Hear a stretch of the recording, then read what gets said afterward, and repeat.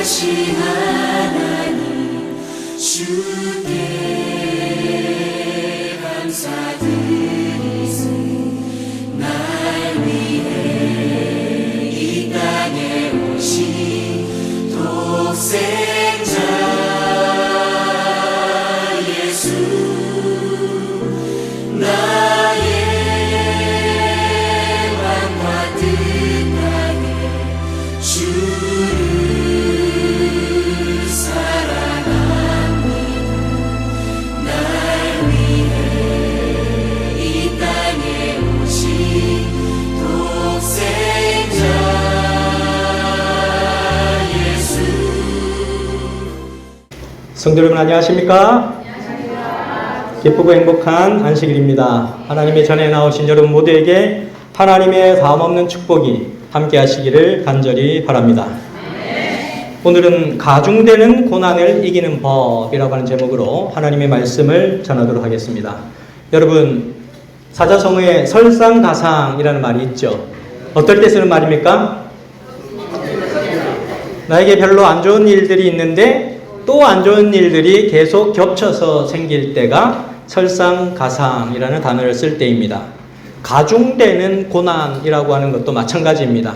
나에게 어려움이 오고 또 힘든 일이 있는데 그 어려움과 힘든 여정 가운데 또 어려운 것들이 다가오는 것이 가중되는 고난입니다. 그럼 가중되는 고난을 우리는 어떻게 이겨낼 수 있을까라고 하는 그런 질문에 대한 답을 성경 본문에서 찾아보도록 하겠습니다. 오늘 여호수아 11장 4절에서 6절에 있는 말씀을 보시도록 하겠습니다. 그들이 그 모든 군대를 거느리고 나왔으니 백성이 많아 해변에 수많은 모래 같고 말과 병거도 신이 많았으며 이 왕들이 모두 모여 나와서 이스라엘과 싸우려고 메론 물가에 함께 진쳤더라. 여호와께서 여호수아에게 이르시되 그들을 인하여 두려워 말라. 내가 내일 이맘때에 내가 그들을 이스라엘 앞에 붙여 몰살시키리니 너는 그들의 말 뒷발에 힘줄을 끊고 불로 그 병거를 사르라. 아멘. 오늘 이 본문 내용은 여호수아 11장에 나타나는 가나안 북부 지역의 정복 과정을 그리고 있는 내용입니다. 이스라엘 백성들은 이미 하나님의 은혜로 가나안 땅을 들어갔어요. 가나안 땅을 점령했습니다.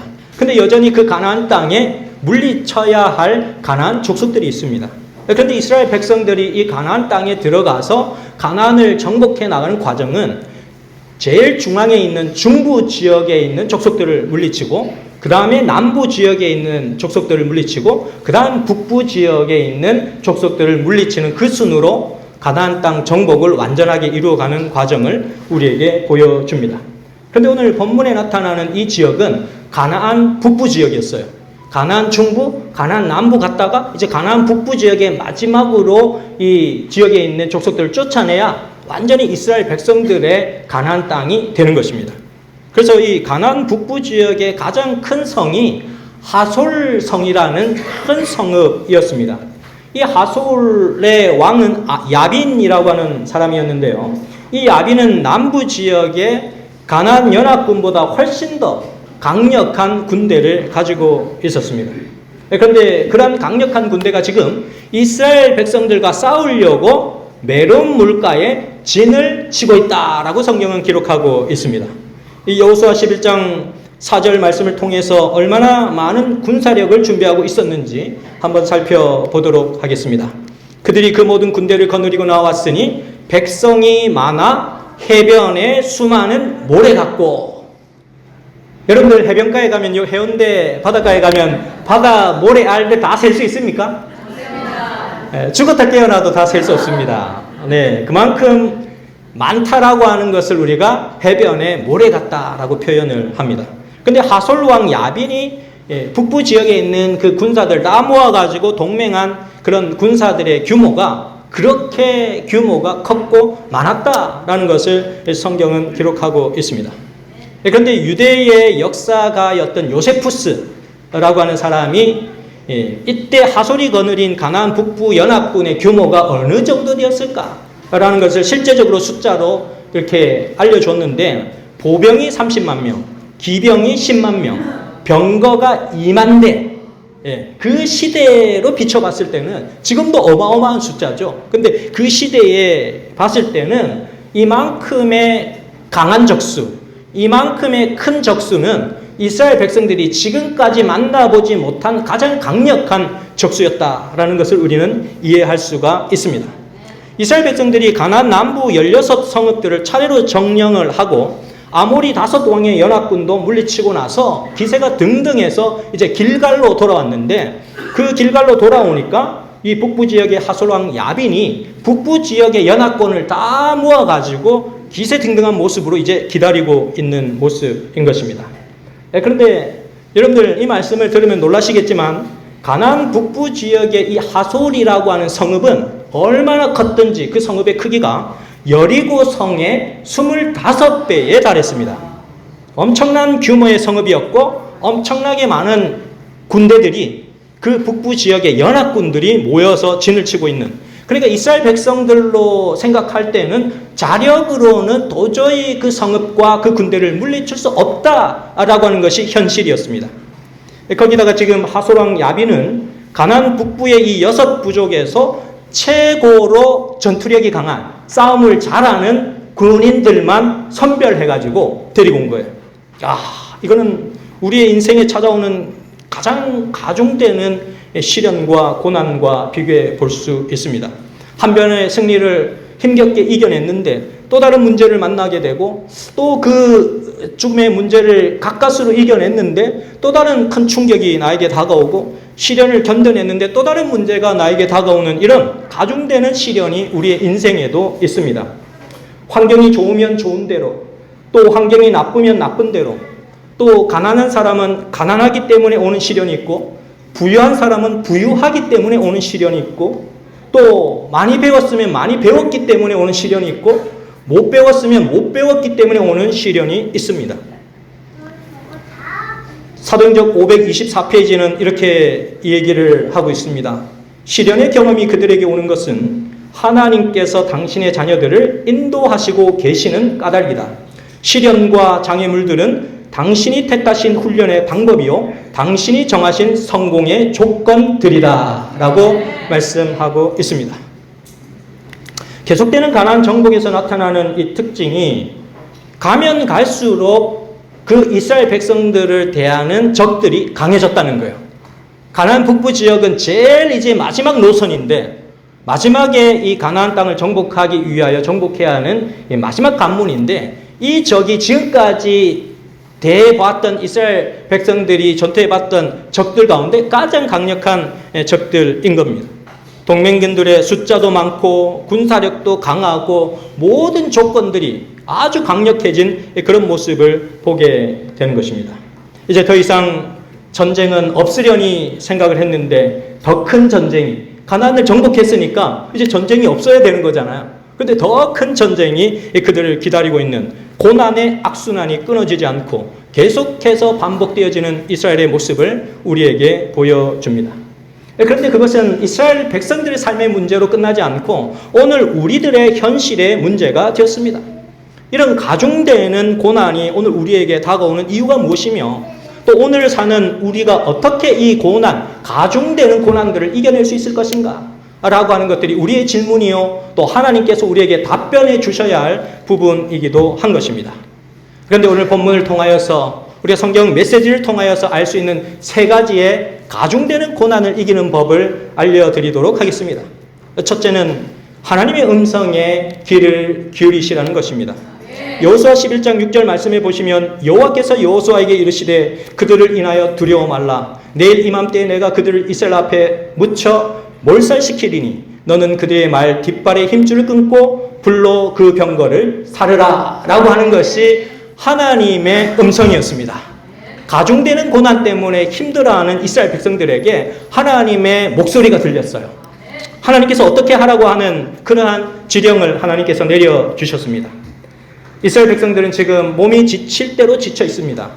왜냐하면 이스라엘 백성들은 그 아이성 정복 후에 에발산에서 성회를 열기 위해서 3일 동안 머문 것 외에는 잠시도 쉬지 않고 가나안 연합군들과 계속해서 전투를 벌여왔기 때문에 이스라엘 백성들은 몸도 마음도 모든 게 지쳐있는 그러한 상황이었습니다.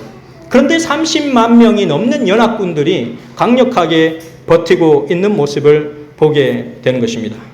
그렇게 위축되어 있는 이스라엘 백성들이 이제는 더 이상 싸움을 진행할 수도 없는 그런 위태로운 상황에 하나님께서 이스라엘 백성들을 찾아오셨습니다. 그리고 그들에게 용기를 주시면서 그들을 인하여 뭐 하지 말라? 두려워하지 말라. 내가 내일 이맘때에 그들을 이스라엘 앞에 붙여 몰살시키겠다라고 하나님께서 약속해 주셨습니다. 다행히 여호수아는 하나님의 음성을 잘 알아들었습니다.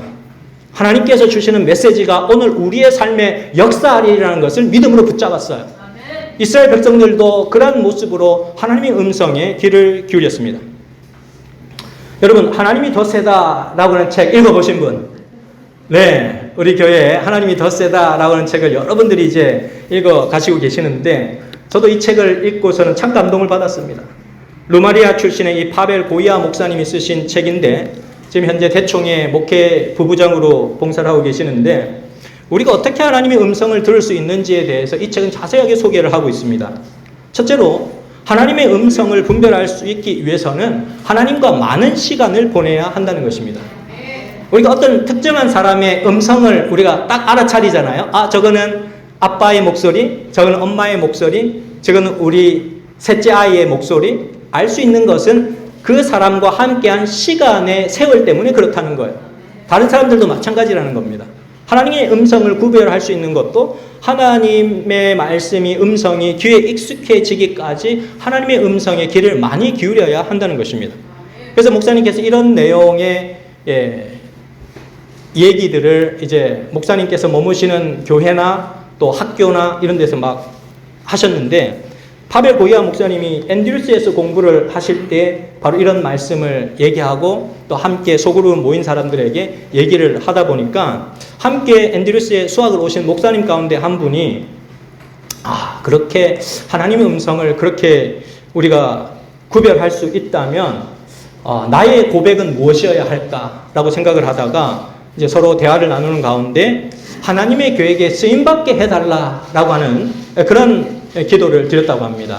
하나님의 음성이 들리면 내 자신도 하나님의 뜻에 쓰임받는 하루가 될 수 있도록 도와주세요 라고 기도를 드렸습니다.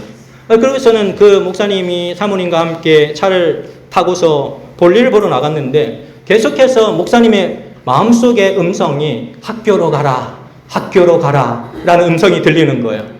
근데 학교에 볼 일이 없고 학교는 지금 방학이라서 문을 닫아 놓은 상황인데 학교에 갈 일이 전혀 없는 상황인 것입니다.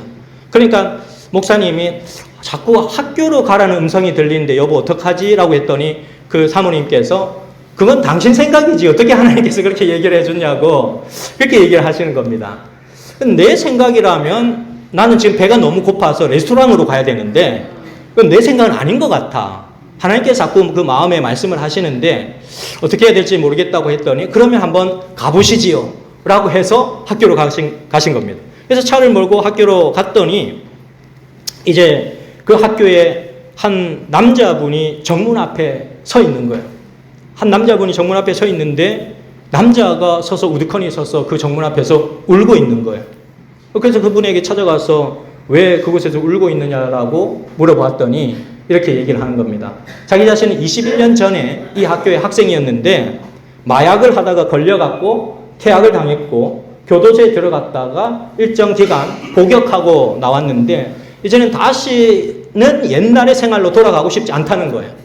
이제는 정말 하나님을 발견하고 싶고 하나님의 용서를 빌고 싶다고 하는 그런 마음이 들어서 이 학교를 다시 찾아왔는데 아무도 찾아가서 호소하고 얘기할 사람이 없다는 것입니다. 그래서 그 자리에 서서 하나님께 하나님 누군가를 보내주셔서 다시 제가 예수님을 찾을 수 있도록 하나님 도와주세요 라고 기도를 드렸다는 것입니다. 그런데 그 순간 목사님이 그곳을 찾은 겁니다.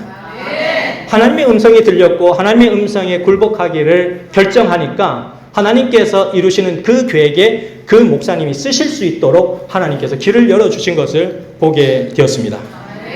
저는 3명의 아들을 키우고 있는 아빠입니다. 때때로 아이들이 저에게 찾아와서 고민을 털어놓고 아빠 저 고민 있어요. 어떻게 하면 좋을까요? 라고 상담을 할 때가 있습니다. 그러면 제가 뭔데? 라고 물어보면 조금 머뭇거리다가 학교에서 이런 일이 있었어요. 선생님이 이렇게 하셨고 또 친구들이 이렇게 했는데 친구들 사이에 있었던 오해들이나 또 신앙적인 갈등이나 또 선생님에 관련된 어떤 일들이나 이런 것들에 대해서 이제 얘기를 하는 것입니다. 근데 저는 제 아이들이 그런 문제를 가지고 와서 나에게 질문을 하거나 뭔가 상담을 하거나 고민을 털어놓을 때 너무너무 기쁘고 행복합니다. 왜 그렇습니까? 아이들이 나를 신뢰한다고 여겨지기 때문입니다. 제가 이러한 생각들을 해보면서 우리가 가지고 있는 가중되는 고난을 우리가 하나님께 가져와서 하나님 내 인생에 이르러오는 이런 가중되는 고난을 하나님께 어떻게 해야 될까요? 라고 질문해 본다면 하나님은 얼마나 기뻐하실까라는 생각을 하게 되었습니다. 생애빛 98페이지는 이렇게 기록합니다. 우리는 우리를 괴롭히는 모든 것들을 그분께 가져갈 수 있다. 그분께서 감당할 수 없으리만큼 벅찬 것은 아무것도 없다라고 기록하고 있습니다. 이스라엘 백성들은 진지하게 그들의 문제를 하나님께 가져갔습니다. 여러분들도 해결되지 않는 여러분들의 크고 작은 문제를 하나님께 가져가시게 되시기를 간절히 바랍니다. 우리에게는 우리가 예기치 않았지만, 우리가 의도하지 않았지만, 내 노력이 가미되지 않았지만 우리에게 일어나는 가중되는 고난들이 있습니다. 그 고난의 문제들을 가지고 주님 앞에 나아가시는 여러분과 제가 되시기를 간절히 바랍니다. 계속해서 믿음으로 나아가는데 믿음의 생애를 하면 할수록 더 고난이 가중되는 것만 같은 그런 일들이 있을 때 우리에게 해야 할 두 번째 내용입니다. 첫 번째는 하나님의 음성을 듣기 위하여 우리가 기도하는 일이고, 두 번째는 우리에게 있어서 믿음을 실행할 수 없는 것들을 과감하게 제거하라라는 것입니다. 이 가나안 북부 연합군들의 수요는 마병이 10,000명이었고 기병이 20,000명이었고 보병이 30만 명이었습니다. 그러니까 이 싸움에서 자력으로 이긴다고 하는 것은 기적에 가까운 일이었습니다.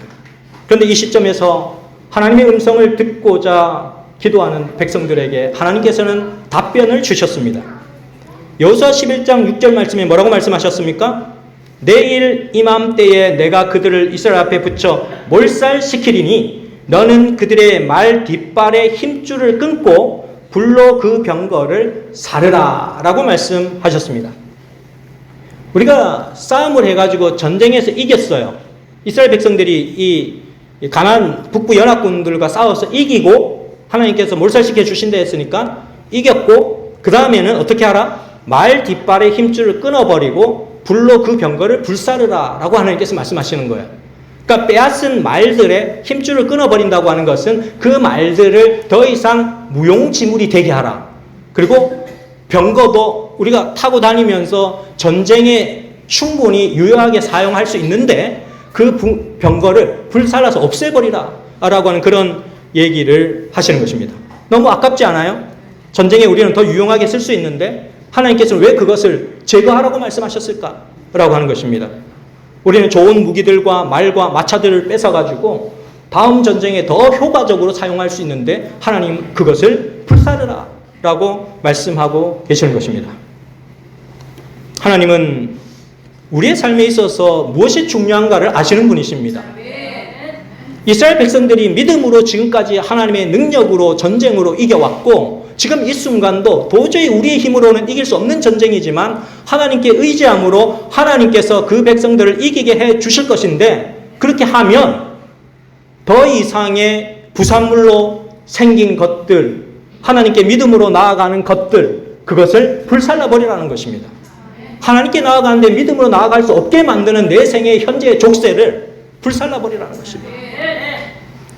하은미 씨라고 하는 분이 재림 청년이신데 대학을 각 졸업하고 하은미 씨는 국가보훈처의 보훈복지사로 이제 채용이 되었습니다. 그 보훈복지사는 굉장히 채용이 어려운가 봐요. 실력과 경험이 많은 이런 복지사들을 채용을 하는데 그런 사람들 다 제치고 당당하게 합격을 했습니다. 그런데 5시 30분까지 이제 업무를 보게 되는데 하루 종일 열심히 복지 업무를 보고 저녁에는 주 3회 인근 대학교에 가서 캠퍼스 전도 활동을 합니다. 대학생 선교 활동, 액트 활동을 하면서 청년들에게 그리스도의 복음을 증거하는 그런 분이신데, 그 근무일이 토요일까지는 안 해요. 월, 화, 수, 목, 금까지만 근무를 하는데, 어쩌다가 보면 토요일에 행사가 잡히는 것입니다. 그래서 체육대회나 세미나나 뭐 그런 일정들이 잡히는데, 그때마다 이제 국가보훈처에서 얘기하기를 맨날 교회 가니까 뭐 1년에 두세 번 하는 거 이 정도는 그냥 안식일 빠지고 그냥 와서 좀 우리 일을 좀 도와달라 이렇게 얘기를 하는 것입니다. 그런데 이 하은미 씨는 저는 하나님의 부르심을 받았고 안식일을 거룩하게 지키는 백성이고 또 저는 교회 가서 어린이들을 돌봐야 되는 어린이의 사역을 맡은 그런 교사입니다. 그래서 제가 가지 않으면 그 어린 영혼들이 하루 종일 하나님과의 아무런 관계도 맺지 못하고 그냥 갈 수밖에 없습니다. 그렇기 때문에 저는 교회로 가야 합니다. 라고 얘기를 하고 그 순간순간이 올 때마다 그렇게 얘기를 했습니다. 그래서 그러다가 이제 잘 넘어갔는데 어느 날 국가보훈처에서 시행하는 아주 중요한 행사가 있어가지고 이번만큼은 그래도 하은미 씨가 좀 양보를 해서 안식일에 토요일에 좀 직접 기획을 해가지고, 왜냐면 하은미 씨 그분의 담당 일이었어요. 그분이 담당을 하는 행사였다는 것이죠. 그래서 이렇게 얘기를 했습니다. 실장님이 보훈 도우미 행사는 1년에 한 번만 하는 것이고 본인 담당인데 그것도 못하겠다고 하면 너무 이기적인 것 아닌가요? 그런 얘기를 했습니다. 하은미 씨는 그 얘기를 듣고 잠시 고민을 하다가 하나님께 기도를 드렸습니다. 하나님 어떻게 해야 됩니까? 그러나 하나님의 음성은 명확하였습니다. 안식일을 기억하여 거룩히 지키라 라는 말씀이 들려왔습니다. 하은미 씨는 정중하게 이제 실장님께 찾아가서 하나님께서 거룩하게 구별하신 이 날을 지킬 수 있도록 도와주십시오 라고 얘기했습니다. 그랬더니 좀 시간이 지나서 이제는 과장님께서 그를 불렀습니다. 그 과장님의 얘기는 더 이제 이 안식일을 지키지 못하도록 좁혀오는 질문이었습니다. 그 다음 주에는 과장님이 그녀를 불렀습니다. 하은미 씨가 해야 할 주 업무를 하지 않는 것은 업무 태만이에요. 나는 걷지도 못하는 아들을 봐줄 사람이 없어도 집에 문을 잠그고 출근할 만큼 내 인생에 있어서 이곳은 아주 중요한 곳이에요. 그러니까 그런 아들이 있는데도 나는 와서 일한다는 거라. 그러니까 심리적 압박이 엄청 강한 거죠. 그런 환경에서 또 니는 그렇게 이기적으로 교회 나가서 예배 드릴래? 라는 거예요. 그런 이제 질문을 하는 것입니다. 그 정도의 열정도 없으면 직장이 아니지 않을까요? 목요일까지 잘 생각해보고 답변해 주세요. 이렇게 과장님이 얘기한 것입니다. 그러니까 마음의 부담의 짐이 얼마나 크겠습니까? 또 하나님께 가서 기도를 드립니다. 하나님께서 어떤 답변을 주실지 기도를 합니다. 그랬더니 하나님께서 다시금 안식일을 기억하여 거룩히 지키라 라는 말씀을 주십니다. 그리고는 이제 과장님을 다시 찾아갔습니다. 죄송합니다, 과장님. 저는 하나님을 만나러 가야 합니다. 제가 해고를 당한다 하여도 저는 토요일에 일을 할 수가 없습니다. 라고 얘기를 했습니다. 하은미 씨가 이제 그렇게 대답했다고 하는 것은 직장에 해고를 당할 결심을 하고 그렇게 대답을 한 것입니다. 하나님께서 어떻게 해 주시든지 하나님께서 정하신 길을 간다라고 믿음의 결심을 한 것입니다. 그래서 과장님이 그 말을 하면 당신은 당장 해고야 라고 말할 줄 알았는데 위대하신 하나님은 과장님의 마음을 바꾸셔서 결국 그 하은미 씨를 받아들이고 하은미 씨가 안식일을 지킬 수 있도록 허락해 주면서 당신의 철학은, 당신의 신앙은 정말 존중받아야 될 것 같습니다 라고 얘기를 합니다. 이렇게 얘기합니다. 과장님이 하은미 씨는 인생의 99%가 하나님, 1%가 하은미 씨 자신처럼 보이네요. 하은미 씨의 의중 잘 들었습니다. 그리고서는 하은미 씨가 모범 근무자로 감사패도 받으면서 나는 하은미 씨의 믿음을 존중합니다. 이 사람 같은 사람 아니면 난 누구와도 같이 일을 안 할 겁니다. 과장님이 그렇게 얘기를 하셨다는 것입니다. 그 다음 하나님이 더 세다의 책에 보게 되면 이 파벨 고이아 목사님의 간증이 나타나게 되는데 이 루마니아는 공산 정권이었기 때문에 거기에는 이제 하나님을 믿는 것이 허락이 되지 않는 그런 나라입니다. 그런데 목사님이 대학에 들어갔을 때 토요일에 수업을 들어가지 않고 토요일에 수업이 있는데도 맨날 토요일 수업에 빠지면서 이제 교회에 토요일 날 가게 되니까 대학 총장님이 하루는 불러가지고 이제 계속 토요일 날 학교에 나오지 않으면 너는 퇴학 처분을 하겠다라고 경고를 하였습니다. 그 말을 듣고서는 이 파벨 고이아 목사님께서 밤잠을 이룰 수가 없었어요. 아주 열심히 공부하고 재밌는 공부를 하고 있는데 안식이 되어서 하나님께 경배하러 가야 되는데 학교에 나오지 않으면 너는 퇴학이다 라고 말씀을 주셨기 때문에 이런 고민을 파벨 고이아 목사님이 또 아버지께 털어놓고 얘기를 합니다. 털어놓고 얘기를 했더니 그 파벨 고이아 목사님은 그렇게 얘기를 합니다. 이 안식일을 지키는 문제에 있어서도 너 자신의 입장에서 하나님께 기도하지 말고 안식일을 지킬 수 있나 없냐로의 관점으로만 기도하지 말고 하나님의 영광이 무엇인지, 하나님의 빛이 무엇인지, 하나님의 뜻이 무엇인지를 알게 해달라고 이 문제를 놓고 간절히 기도해라. 그렇다면 하나님께서 안식일을 지키게 해주시든지 지키지 못한다면 너를 다른 곳에서 더 귀하게 사용하실 수 있게 해주시든지 하나님께서 그 길을 열어주실 것이다 라고 얘기를 하셨다는 것입니다. 그래서 파벨 고이아 목사님은 그렇게 간절히 기도를 드리고 하나님 이 일을 통하여서 하나님께서 영광을 받으시고 주님의 뜻이 드러날 수 있도록 하나님 도와주세요 라고 기도를 드리고 목요일에 학교를 갔는데 그 대학에서 행정실에 교직원으로 일하는 여자분이 한 분 계셨는데 그렇게 얘기를 하시더래요. 너 같은 훌륭한 학생이 퇴학을 당한다고 하는 것은 참 안타까운 일이다. 우리 학교로서도. 그러니 네가 하루만, 이번 총장님이 말씀하셨으니까 하루만 토요일 날 학교에 가지 않고 교회 가지 않고 학교에 와서 학교에 공부를 하면서 마음으로 예배 드리면 어떻겠니? 라고 그렇게 제안을 했습니다. 그때 파벨 고이아 목사님이 이렇게 대답을 했습니다. 감사합니다만 저는 타협하지 않겠습니다. 하나님은 제 인생의 첫째요, 둘째요, 셋째요, 마지막이 되시는 분이십니다. 저는 하나님의 뜻을 따르기로 결심하였습니다. 라고 얘기를 하였습니다. 그랬더니 그 여자분이 이제 이 학생을 생각해서 말해준 건데 학생이 받아들이지 않으니까 좀 불쾌한 마음이 든 겁니다. 그래서 그렇다면 진짜 네가 믿는 어떤 신이 너를 공상 정권에서 지켜주는지 한번 내가 지켜보겠다라고 얘기를 한 겁니다. 그날 밤 파벨 고이아 목사님은 또다시 하나님께 나아가서 간절히 기도를 드렸습니다. 하나님, 제가 아닌, 처음에는 제가 안식일을 지키게 해달라고 기도를 드렸는데 이제는 제가 아닌 이분들이 살아계신 하나님을 알 수 있도록 하나님 도와주십시오. 진짜 하나님이 계신 것을 이들이 목격할 수 있도록 하나님 역사하여 주십시오. 라고 간절히 기도를 드렸습니다. 그리고는 이제 하루가 지나고 금요일날 학교에 갔는데 그 여자분이, 그렇게 말했던 그 여자분이 깜짝 놀라면서 이 파벨 고이아 목사님에게 그렇게 얘기를 하더라는 거예요. 너 혹시 정부에 아는 사람 있냐? 높은 고위직에 계신 어떤 분을 너는 알고 있냐? 전혀 모르고 아는 사람이 없다고 얘기했어요.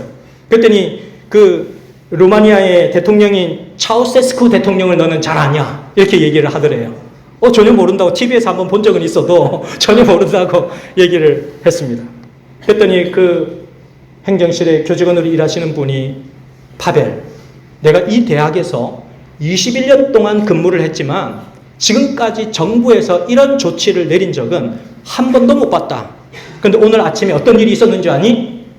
대통령이 TV에서 직접 나와서 나라의 경제 상황이 너무 좋지 않아서 에너지를 절약해야 되는데 전국에 있는 학교들의 토요일 수업령을 금지하고 토요일 수업을 중단한다고 발표했어 라고 얘기하는 것입니다.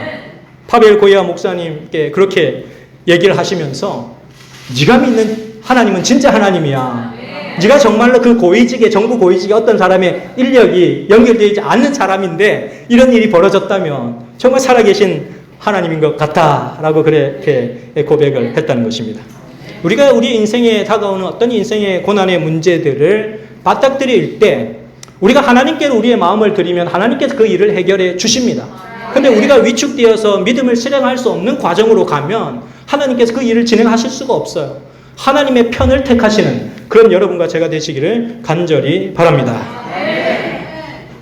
세 번째로 이제 우리가 가중되는 고난이 다가올 때 어떻게 그 가중되는 고난의 문제를 해결할 것인가. 세 번째는 하나님의 방법으로 승부하라라는 것입니다.